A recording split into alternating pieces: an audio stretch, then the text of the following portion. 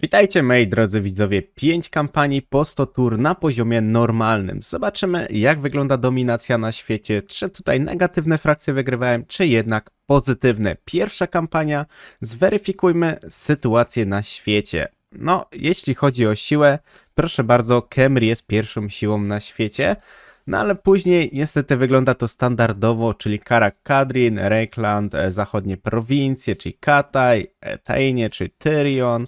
No, szczerze powiedziawszy, tutaj zdecydowanie pozytywne frakcje wygrywają. Jedynie Morzy z Zinczem coś tu się starają jednak więcej osiągnąć, ale bez jakiejś takiej większej skuteczności. Im dalej, tym bardziej pozytywne frakcje. O dziwo, jest tutaj Gorbat, który ma 17 osad i jest to, powiem, dla mnie duże zaskoczenie i tak samo na przykład Legion Królowej. Orkowie, nawet Wurzak też również coś tutaj podbił i wygląda to, powiedzmy, nawet dosyć dobrze. Finalnie i tak tutaj na tej kampanii wygrywają pozytywne frakcje, no bo niestety cały Kataj jest dominowany przez Katajczyków. Tak samo jeszcze tutaj mamy na Kai Wędrowiec, ale on to wiadomo jest taki bardzo neutralny, nawet tutaj sojusz dogadał się właśnie z Katajem. Nurgle, Skaweni, no to raczej tutaj nie mają większych szans. Jedynie co mnie zastanawia, że Archaon, Wszechwybraniec się tutaj tak dziwnie powbijał. Nawet Arbal jeszcze tutaj żyje. 6 osad, no nie jest to dosyć dobry wynik jak na niego, bo nawet na legendarnym przeważnie miał 10 w jednej kampanii, jak dobrze pamiętam, tylko gdzieś tam odjechał. No tutaj chaos zdecydowanie rządzi. Jeśli chodzi o Malekita, no Malekit ma tutaj słabą opcję, krasnoludy go dojeżdżają, ale krasnoludy pewnie będą dojechane też przez walkę, więc w sumie luz. Imperium, no Imperium jest atakowane przez orków, o dziwo, muszę to powiedzieć, ale jest atakowane przez orków, jest dosyć śmiesznie. Jeśli chodzi tutaj o Golfgaga, on jest bardzo słaby, 13 poziom na 100 turze. No, szczerze powiedziawszy, jeden obóz i nic poza tym. Wygląda to tragicznie. No tutaj zdecydowanie zdominowały też pozytywne siły. Jeden ten ork, nawet ten Gorbat, no szczerze powiedziawszy, on nie jest w stanie tyle tutaj zwalczyć przeciwnika. Tak samo, że walczy po pierwsze z Imperium, walczy ze krasnoludami, które oczywiście mają ze sobą tutaj traktaty pokojowe. Skaweni chyba są z nim w zmowie. Nawet nie. Skaweni nawet się tutaj nie dogadali z nim. Nie wiem, czy on w ogóle ma jakichś sojuszników. No, szczerze powiedziawszy, jest on bez sojuszników, więc jego kampania jest w tragicznym stanie. No i nie będzie on miał żadnych szans czegoś tu tak naprawdę osiągnąć. Ale plus jest taki, że jednak on żyje. W sumie wszyscy nowi legendarni lordowie żyją, ale no nie mają dobrej sytuacji. Orkowie niby można powiedzieć mają dobrą sytuację, gdyby połączyli jakieś siły ze skawenami, z krasnoludami chaosu, może coś więcej by z tego wyniknęło, no ale nie oszukujmy się, krasnoludy tutaj otoczyły Gorbada, Imperium również, więc jego żywot już jest wyliczony, no i niestety nie da rady tutaj nic więcej ogarnąć. Jeśli chodzi o, powiedzmy, Arabię, o dół, no tu jest duży progres, tylko że te frakcje niestety negatywne zbyt bardzo się nie lubią i nie są w stanie połączyć sił przeciwko takiej mocnej frakcji jak krasnoludy na przykład, więc tutaj sprawa jest trochę przegrana. O dziwo, plusem jest to, że Rakard zajął tak dużo, że tutaj dociska jednak tą Itzę i raczej Lustria będzie należeć do niego. Chyba że Mazamundi coś więcej tutaj ogarnie, bo widzę, że Mazamundi jednak rusza w tą stronę. Kataj tutaj jeszcze ledwo dyszy, ale jednak gdzieś tam daje radę. Zobaczymy, co będzie w kolejnej kampanii. No tutaj mimo wszystko zdecydowanie dominują pozytywne siły. No plus taki, że Gorbat w końcu żyje i ma troszkę więcej niż jedną osadę, więc jest naprawdę duży progres. Przejdźmy do drugiej kampanii. Zweryfikujmy drugą kampanię na poziomie normalnym. Dyplomacja na początek i cóż tutaj mamy? Reikland, no 31 osad, Itza 26, Nagarond 27. No, niebieskie krasnoludy 28, wyrocznia, no okej, na 5 frakcji 3 pozytywne, 2 negatywne, im dalej, tym szczerze powiedziawszy jest troszkę taka mieszanka. Zobaczmy jak to wygląda od strony standardowo, czyli mapy. No to wydaje mi się, że trochę ciężka sytuacja. Wszystko zależy od tego, jak się tu potoczy błogosławiony lęk z marionetkami. Jeśli nie będą ze sobą walczyć, jest szansa, że tutaj Baltazar Geld zostanie pokonany, Zhao Ming również. Nurgle bardzo wjechały tutaj w ogry i szczerze powiedziawszy już kończą ze ogrami, bo została im ostatnia osada. Krasnoludy chaosu nawet tutaj ogarnęły jakiś tam powiedzmy bezpieczny front. O, proszę bardzo, gdzie w ogóle tłuściuch tutaj pouciekał. No, Grimgor wypowiedział tutaj złej ewidentnie w frakcji wojnę. Zajął od krasnoluda Astragota stolicę, ale mimo wszystko dostanie łomot, bo jednak krasnoludy chaosu tutaj go dominują. Zobaczmy, jak tu wygląda. No, Arbal znowu 6 osad, czyli to samo, co było w poprzedniej kampanii. Archaon, w sumie Archaon to tak chyba słabo, bo jednak na 2 osadach mało armii. Tamurkran tutaj jednak zajął jego ziemię i Tamurkran coś tu się stara zrobić. No 13 osad, 15 siła, nawet nie wychodzi to jakoś szczerze powiedziawszy tragicznie. No Imperium zdecydowanie należy do Imperium. Tutaj nie ma co się w ogóle oszukiwać. Jeśli chodzi o Golfgaga, ta jego powiedzmy mechanika, że jednak ma on te... no nie oszukujmy się, ma on faktycznie te kontrakty, tylko że komputer jak nim gra jest bezużyteczny, bo po pierwsze on tych osad nie zajmuje, po drugie nie ma on w ogóle dużych szans na automacie wygrać z Imperium, z którym no niestety w większości toczy tutaj walkę, czy to nawet z Kislewem. No nie oszukujmy się, nie ma po prostu żadnych szans, więc to jest trochę słabe, szkoda, bo jakby nie patrzeć, no co on zrobi sobie z tą jedną osadą, którą po prostu bazowo musi jakąś utrzymywać. No jest to po prostu słabe. Walkia znowu szaleje. Walkia dojechała tutaj Alit Anara. No i 18 osad to jest dosyć dobry dla niej wynik. Problem jest taki, a nawet powiem szczerze, myślałem, że będą tutaj mieli większą jakąś awersję. Ogólnie Malekith dojeżdża tutaj wszystko, co się da, więc pewnie ogólnie, no, elfy wysokiego rodu będą miały przekichane, bo tak samo widzę, że Walkia też już tutaj atakuje, a Walkia no o tyle ma plusów, że te statystyki w jednostkach ma bardzo dobre. Tutaj jest plus taki, że chociaż Skulltaker ogarnia temat 19 osad, może armii dużo potracił, bo z tego co widzę ostro się tutaj ściera z jaszczurami i mimo wszystko no połowa lustri powiedzmy niecała jest jego, druga połowa jest jednak Itzy. No i tu sytuacja wygląda ciekawie. To w ogóle jest dla mnie zaskoczenie, że wygłodzenie Królestwo Ogrów w ogóle coś tutaj zajęło. To jest w ogóle dziwna sytuacja. Pierwszy raz widzę. No niestety Wurzak został zgnieciony przez Talagułę, więc lipa. Zinch ma duże szanse, żeby tutaj pokonać jaszczura, tylko że Zinch, no niestety on lata i bije wszystkie jaszczury dookoła, bo tak zawsze u niego kampania wygląda, więc trochę słaba sytuacja. Oczywiście krasnoludy mega tutaj dominują wszystko. Niestety jak widać, no krasnoludy dominują, Imperium dalej dominuje. Plus jest taki, że krasnoludy chaosu są w stanie coś tutaj wyrzeźbić i ten sojusz na przykład 2 krasnoludów chaosu jest w stanie naprawdę dużo namieszać. Niestety minus jest taki, że pozytywne siły już się wbijają w stronę chaosu i ten chaos będzie się raczej starał bronić.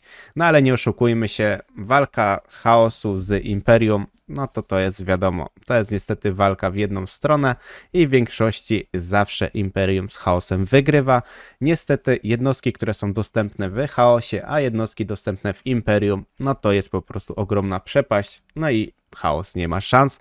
Przejdźmy w takim razie do drugiej kampanii. Tutaj można powiedzieć, że negatywne frakcje coś starały się zrobić, ale niestety tych negatywnych frakcji jest zbyt mało, żeby coś więcej tutaj zdziałać. Plus jest taki, że Malekith jest duża szansa, że może z Kornem by tutaj za specjalnie nie walczył. Walkia też jest w stanie coś tu zrobić, więc kornowe frakcje powiedzmy 2 się tutaj w miarę utrzymują. No bo Arbal, szczerze powiedziawszy, pewnie 20 tur, max 30 i raczej też przestanie istnieć, więc w sumie tyle. Idziemy dalej. Trzecia kampania i kolejna weryfikacja. Dyplomacja na początek, siły, no siła znowu tutaj Itza, krasnoludy. No Malekith się w miarę tutaj odbija, trzyma. O, proszę bardzo, Ikit nawet coś zajmuje. Lodowy dwór. No, Kislev dawno nie był, powiedzmy, w tej czołówce. Zbrojny. Okej. No, coś tu się, powiedzmy, w miarę dzieje. Te negatywne frakcje niektóre też się tutaj utrzymują, ale zweryfikujmy to, tak wiecie, po jednak mapie, bo mapa tutaj ma duże znaczenie. Bo ilości ilością, ale jak to wygląda tu w praktyce? No w praktyce Kataj no jest bardzo rozłamany, bo jednak Tamurkan tutaj atakuje, no sporo frakcji ich tutaj w miarę atakuje. Tamurkan ma, powiedzmy, sojuszników z no mrocznymi elfami, jest duża szansa, że jednak będzie jakieś dogadywanie się. Choć znowu Tamurkan nie lubi krasnoludów chaosu, no Zatana Czarnego nie lubi, więc tu może być ewentualnie jeszcze wojna i sami siebie doprowadzą do destrukcji. Jeśli chodzi o krasnoludy chaosu i krasnoludy zwykłe, toczą tutaj zaciętą bitwę, jak widzicie. Tu mamy jakieś miasta tego, tu mamy tego. Przez to, że są na czerwono oboje, no to się gdzieś tam zlewają. Jeśli chodzi o chyba Astragota, Astragot coś tu się stara robić, walczy z Kislewem, więc szczerze powiedziawszy ogólnie Astragot wygra na późniejszym etapie z Kislewem, bo Kislew no niestety sam w sobie też nie jest jakiś wybitnie potężny na późniejszym etapie gry. Na początku możemy dużo nimi raszować, ale w późniejszym etapie wychodzi to słabo. W ogóle Arbal ma znowu w trzeciej kampanii też 6 osad, czyli tak samo. Nie wiem, o co tutaj chodzi, że zawsze jest na tych samych osadach. No, Ogra niestety już widzę tutaj nie mamy, Ogr już przepadł. Jeśli chodzi o Azaga, no Azag rzeźnik raczej tutaj umiera, nie ma żadnych szans. Jeśli chodzi o Arabię, tu jest dosyć ciekawie, z tego względu, że dużo frakcji tutaj zostało, bo mamy chociażby Arkana Czarnego, mamy Repensé, Lorensé, mamy Wurzaga, jest Kult Sigmara jeszcze, w ogóle wampiry się też utrzymują, jedynie co to Korn tutaj odpadł. No i powiem szczerze, że Zinch bardzo leci w górę, dokończy pewnie niebieskie jaszczury, ale niestety pomarańczowa jaszczura od dołu go tutaj docisnęła. No Itza z Bretoniem, proszę bardzo, Bretonia pierwszy raz się coś tutaj przebiła i przeżyła, tylko że Bretonia z kim tutaj ma wojnę? No z Mazamundim, więc to też dobrze nie wróży. I też przez to, że tutaj są jakieś traktaty, Itza jest duża szansa, że też ich będzie tam dojeżdżać. No ale trzeba przyznać, no 12 osad jak na Alberika, no to jest naprawdę sporo. Skulltaker przepadł w ogóle, więc cóż, no kółeczko jest zdominowane, widzę, przez mroczne elfy, tak samo przez wybrzeże wampirów. No wybrzeże Flota Grozy ładnie tutaj naprawdę ogarnęła.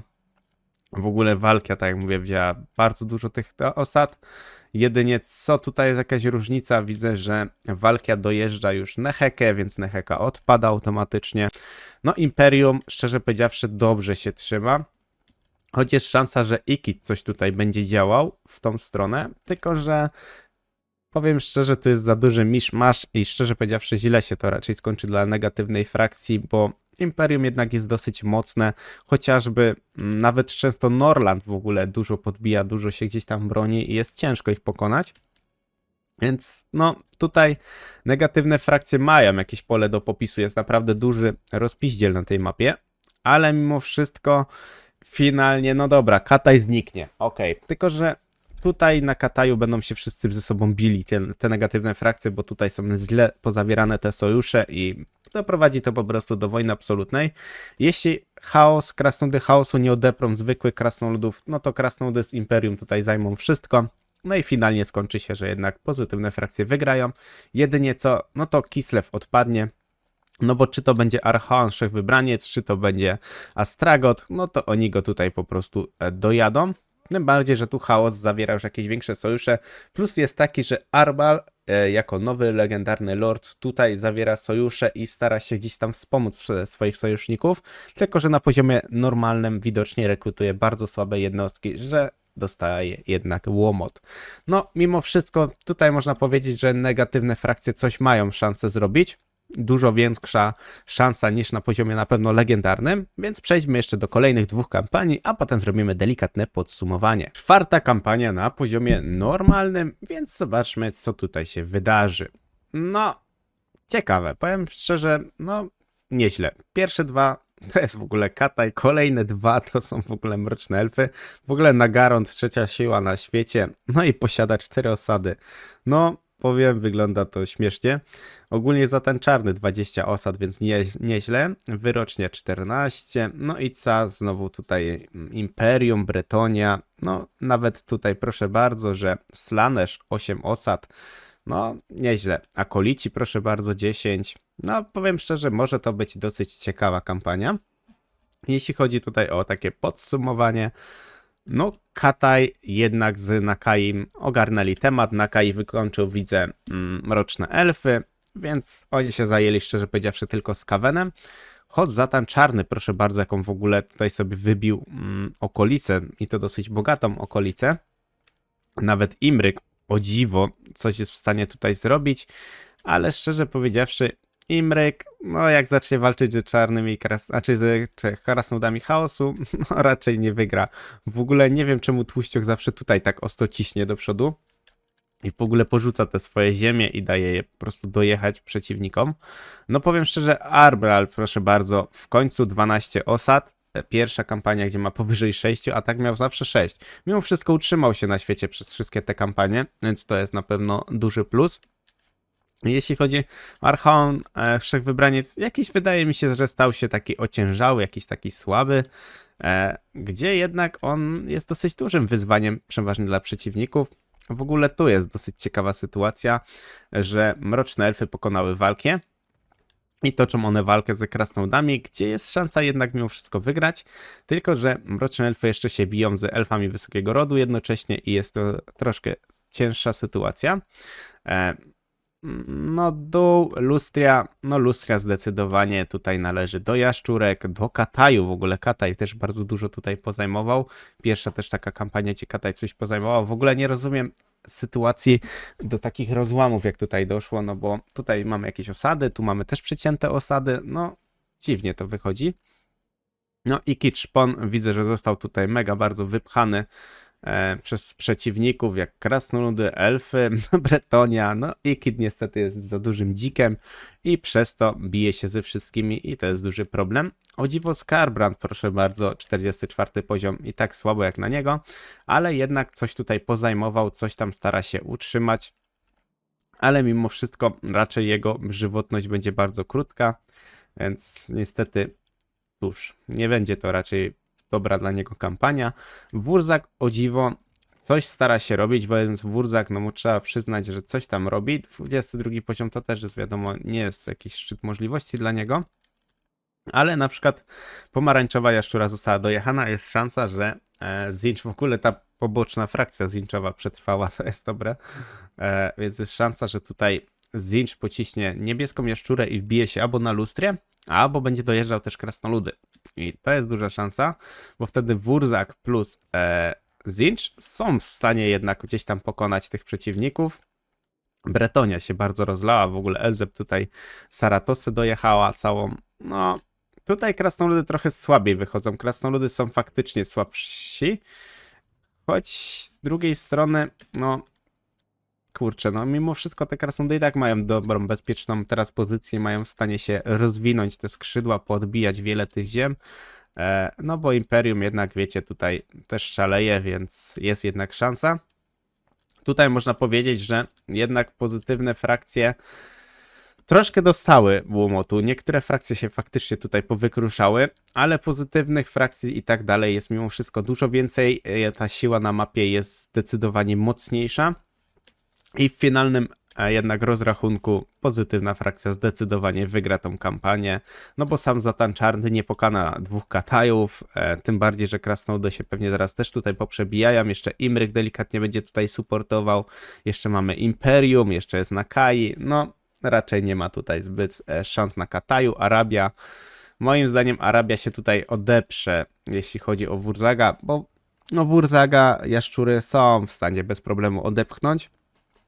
Zinch znowu ma za daleko, za dużo tych armii jest na dole, jest duża szansa, że jeszcze kult Soteka będzie zaraz schodził w dół, bo jakby nie patrzeć, no z kim Zinch. No plus jest taki, że on walczy tylko z jedną frakcją, więc jest jeszcze szansa coś tutaj ogarnąć. Zobaczmy ostatnią kampanię. No i drodzy, i ostatnia już 5. tutaj kampania na poziomie normalnym. Zweryfikujmy najpierw tutaj.